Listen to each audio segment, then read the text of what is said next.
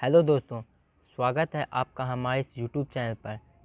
आज हम the necklace का फुल समरी करेंगे। शांतिपूर्ण जीवन जीने के लिए किसी के जीवन में संतोष होना बहुत ज़रूरी है। हमारे पास जो है उसी में संतुष्ट रहना चाहिए। कहानी का मुख्य उद्देश्य यह है कि हमें वही होना चाहिए जो हम हैं। श्रीमती लॉयजल द्वारा झूठे हार का नुकसान कोई बड़ी क्षति नहीं थी। चीज़ें ठीक हो सकती थी अगर उसने मैडम फॉरेस्टियर को हार के नुकसान की बात मान ली होती। श्रीमती लॉयजल की यह छोटी सी गलती उनके पूरे जीवन को दयनीय और अंधकारमय बना देती है। और विडंबना यह है कि इन सभी कष्टों का कारण एक झूठा हार है। मटिल्डा एक सुंदर युवती थी। उनका जन्म क्लर्क परिवार में हुआ था। वह एक महत्वाकांक्षी महिला थी जो अद्भुत व्यंजनों में परोसे जाने वाले उत्तम भोजन को खाना चाहती थी।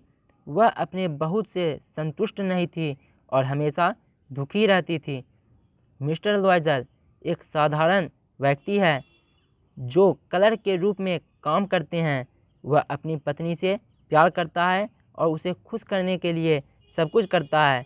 वह छोटी छोटी बातों में प्रसन्न था और अपने जीवन से संतुष्ट था। मटिल्डा एक सुंदर युवती थी। ऐसा प्रतीत होता है कि भाग्य की किसी त्रुटि के कारण वह क्लर्कों के परिवार में पैदा हो गई थी। उसे किसी अमीर और महत्वपूर्ण व्यक्ति से शादी करने की कोई उम्मीद नहीं थी, इसलिए उसने एक साधारण से क्लर्क से शादी कर ली। मटिल्डा साधारण परंतु अप्रसन्न थी। वह अपनी दयनीय अवस्था पर दुखी थी। वह सोचती थी कि वह संसार की सभी कोमलताओं और ऐश्वर्यों के लिए पैदा हुई है। उसकी साधारण आर्थिक और सामाजिक हैसियत उसे उत्पीड़ित और क्रोधित करती थी। वह केवल शानदार व्यंजन, अच्छे फ्रॉकों और आभूषणों से ही प्यार करती थी। एक दिन उसके पति मिस्टर लॉयजल ने उसे एक छपा हुआ कार्ड पकड़ा दिया। वह जहाँ काम करता था वहाँ के सार्वजनिक शिक्षा मंत्री का एक रात्रि भोज का निमंत्रण था। वह आशा करता था कि ऐसा निमंत्रण पाकर उसकी पत्नी प्रसन्न हो जाएगी, लेकिन उसकी पत्नी ने निमंत्रण पत्र को घृणा के साथ मेज पर फेंक दिया। वह बेचैन थी और उसने शिकायत की कि उसे ऐसे बड़े अवसर पर पहनने के लिए कोई उपयुक्त पोशाक नहीं है। मिस्टर लॉयजल अब चुप हो गए। उसने शांतिपूर्वक से उन्हें बताया कि वह वहाँ बिना उपयुक्त पोशाक के नहीं जा सकती। उसे वह कार्ड अपने सहयोगी की पत्नी को दे देना चाहिए जिसके पास उससे बेहतर पोशाक हैं। उसे यह सुनकर दुख हुआ। उन्होंने पूछा कि उसे एक अच्छी सी पोशाक खरीदने के लिए कितने पैसे खर्च करने पड़ेंगे। उसने उत्तर दिया, 400 फ्रैंक। उसके पति का रंग उड़ गया। उसने 400 फ्रैंक अपनी शिकार पार्टियों में जाने के लिए एक बंदूक खरीदने के लिए बचा रखे थे। नृत्य पार्टी का दिन नज़दीक आ गया। उसे अपनी ऐसी गरीबी से मारी छवि से बहुत दुख हुआ। उसे एक आभूषण भी ना होने पर उद्विग्नता सी हुई। मिस्टर लॉयजल ने उसे सुझाव दिया कि वह कुछ प्राकृतिक फूलों को भी पहन सकती है। उसने उत्तर दिया, नहीं, उसके लिए अमीर महिलाओं के बीच में अपनी एक भद्दी छवि पेश करना अपमानजनक लगता था। फिर मिस्टर लॉयजल को एक विचार सूझा।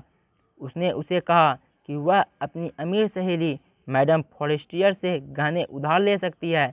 उसकी पत्नी ने खुशी से चीख पड़ी। उसने ऐसा पहले तो सोचा ही नहीं था। मैडम फॉरेस्टियर ने उसकी दुखभरी कहानी को सुना। उसने अपने आभूषणों का डिब्बा खोला और जो भी उसे पसंद हो उसको चुनने के लिए कहा। मटिल्डा की आंखें हीरो के नायाब गले के एक हार पर पड़ी। उसकी सहेली अपनी इच्छा से उसे यह देने के लिए तैयार हो गई। वह अति प्रसन्न थी और हीरो का हार लेकर चली गई। मैडम लॉयजल नृत्य पार्टी में बहुत सफल रही। वह बहुत सुंदर, रमणीय और लावण्यमयी दिखाई दी। सभी पुरुषों ने उसे नोटिस किया और सब उससे परिचित होना चाहते थे। वे घर वापस आए। उसने शीशे में अपनी शानदार छवि को पूर्ण रूप से देखा। अचानक उसकी चीख निकल गई। उसका हार गले में नहीं था। उन्हें घोड़े गाड़ी का नंबर भी याद नहीं था। शायद वह हार वहीं खो गया था। मिस्टर लॉयजल ने कपड़े पहने और वह रास्ते में हार की खोज में बाहर निकल गए। वह पुलिस और कैब के दफ्तरों में भी गए और इनाम देने के लिए अखबारों में विज्ञापन भी दिया। सप्ताह के अंत में उन्होंने सारी आशा छोड़ दी। एक दुकान में उन्हें पता लगा कि वैसे ही हीरो के हार की कीमत 40,000 फ्रैंक है। मिस्टर लॉयजल के पास अपने पिता द्वारा छोड़े गए 18,000 फ्रैंक थे। बाकी पैसे उन्होंने उधार लिए। फिर वह उस दुकान पर गए और 36,000 फ्रैंक जमा कराकर उसी प्रकार का हार जो उनसे खो गया था प्राप्त कर लिया। मैडम फॉरेस्टियर को हार वापस मिल गया। मैडम फॉरेस्टियर ने आभूषणों के डिब्बे को नहीं खोला। फिर मिस्टर और मिसेस लॉयजल की भयानक जिंदगी शुरू हुई। वह बर्तन और कपड़े धोती। वह घर का सारा काम करती थी। उन्होंने अपनी नौकरानी को छोड़ दिया। उन्होंने एक अटारी में कुछ कमरे किराए पर ले लिए। पति शाम को किसी व्यापारी के दफ्तर में काम करता था। वह रात को 5 सूस पर प्रति पृष्ठ के हिसाब से नकल का काम करता था। 10 साल के अंत में उन्होंने अपना सारा कर्ज चुका दिया। उसे अनुभव हुआ कि एक हार ने उनके जीवन को बदल दिया था। एक दिन मिसेस लॉयजल को सैर करते अचानक ही मैडम फॉरेस्टियर्स मिल गई। मैडम फॉरेस्टियर अपनी सहेली को पहचान नहीं पाई। वह बुरी तरह से बदल गई थी। मटिल्डा ने स्वीकार किया कि उसके हार के कारण उसे बुरे दिन देखने पड़े। मैडम फॉरेस्टियर ने उसे याद दिलाया कि वह हार उसने लौटा दिया था।